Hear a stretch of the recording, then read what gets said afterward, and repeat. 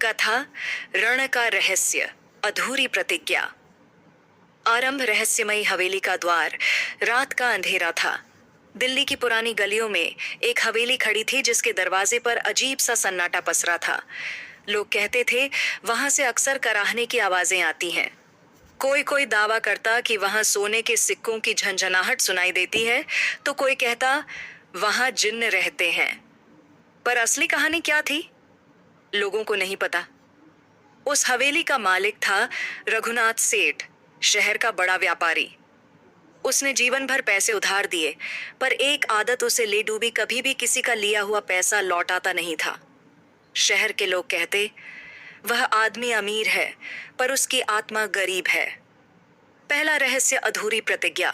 रघुनाथ सेठ के पास अनगिनत हवेलियां, खेत और सोने चांदी थे, लेकिन एक बार उसने अपने मित्र से प्रतिज्ञा की थी, बस 3 महीने में तुम्हारा पैसा लौटा दूंगा।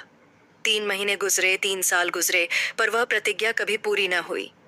धीरे धीरे उसकी हवेली में अजीब घटनाएं होने लगीं। रात में दरवाजे अपने आप खुलना, हवा में सिक्कों की खनक और दीवारों पर काले साए का घूमना।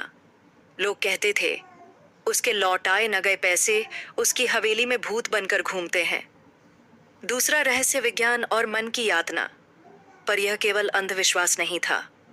जब किसी का भरोसा टूटता है, जब कोई अपनी प्रतिज्ञा नहीं निभाता, तो उसका असर सिर्फ सामने वाले पर नहीं, खुद पर भी पड़ता है। रघुनाथ सेठ दिन ब दिन बेचैन रहने लगा। उसकी नींद गायब हो गई। सिरदर्द और दिल की धड़कनें तेज हो गईं। चिकित्सक ने कहा, यह तनाव है। जब आप दूसरों का विश्वास तोड़ते हैं तो आपका मस्तिष्क डोपामिन और कॉर्टिसोल से भर जाता है। आपका शरीर खुद आपको सजा देने लगता है। पर रघुनाथ सुनता कहाँ था। वह कहता, पैसा मेरा है, मैं क्यों लौटाऊं। तीसरा रहस्य, धर्म और अधर्म की लड़ाई। एक रात हवेली में एक संत आए। उन्होंने सेठ से कहा, धन तभी पवित्र है जब वह सत्य और धर्म से जुड़ा हो।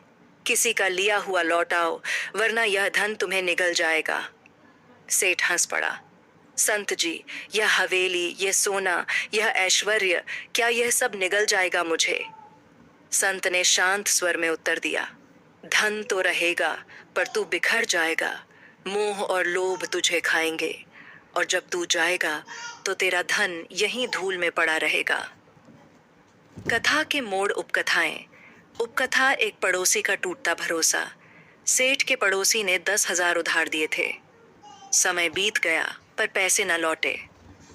उसके बेटे ने कहा, पिताजी, अब सेठ के बच्चों के साथ मत खेलो।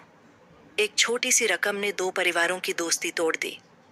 उपकथा, 2 व्यापारी मित्र की बर्बादी। सेठ ने अपने मित्र से लाखों उधार लिए थे। मित्र इंतजार करता रहा, पर पैसे न लौटे। व्यापार डूब गया, परिवार दर दर भटकने लगा, और सेठ, उसके आंगन में और सोना आ गया, लेकिन उसकी नींद हमेशा के लिए छिन गई। चौथा रहस्य, आयुर्वेद और शरीर की पीड़ा। आयुर्वेद कहता है, मन और शरीर एक दूसरे से गहराई से जुड़े हैं।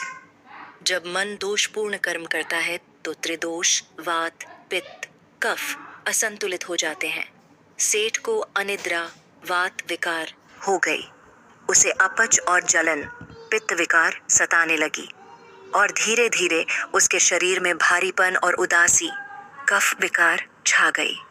लोग कहते पैसा बढ़ा, पर सेठ का स्वास्थ्य मिट्टी हो गया। पांचवां रहस्य, गीता की वाणी। एक दिन सेठ ने रात को सपना देखा। सपने में उसे एक आवाज सुनाई दी, हे रघुनाथ, जो धन तूने लौटाया नहीं, वह तेरे अगले जन्मों में तुझे बोझ की तरह ढोना पड़ेगा। गीता में कहा गया है, सत्य और धर्म से दूर किया गया कर्म आत्मा को बंधन में डाल देता है। सेठ पसीने से तरबतर जागा, लेकिन अगली सुबह उसने फिर से सोने की गिनती शुरू कर दी। छठा रहस्य, समाज का दर्पण। धीरे धीरे सेठ की हवेली सुनसान होने लगी। लोग उधार देने से डरने लगे। गांव का व्यापार ठप होने लगा। एक आदमी की आदत ने पूरे समाज में अविश्वास फैला दिया। चरम बिंदु, हवेली का पतन। सालों बाद हवेली के दरवाजे जंग खा गए। सोने चांदी से भरे कमरे खाली हो गए। सेठ अकेला रह गया। एक रात हवेली में वही आवाज गूंजी, तूने लौटाया नहीं, अब हम लौटाएंगे। और अगले ही दिन रघुनाथ सेठ की लाश हवेली के आंगन में मिली। चारों ओर सोने के सिक्के बिखरे थे, पर कोई उठाने वाला नहीं था। उपसंहार कहानी का संदेश, कहानी यहीं खत्म नहीं होती। ये हम सबके लिए आईना है। पैसे का लेन देन सिर्फ आर्थिक नहीं, ये विश्वास है। किसी का पैसा लेकर न लौटाना शरीर, मन और आत्मा तीनों को बीमार करता है। क्रोध, मोह, लोभ, मद, मत्सर हमें खा जाते हैं। इसलिए जो लिया है लौटाइए, सत्य और धर्म से चलिए, तभी जीवन सच्चे अर्थों में समृद्ध होगा।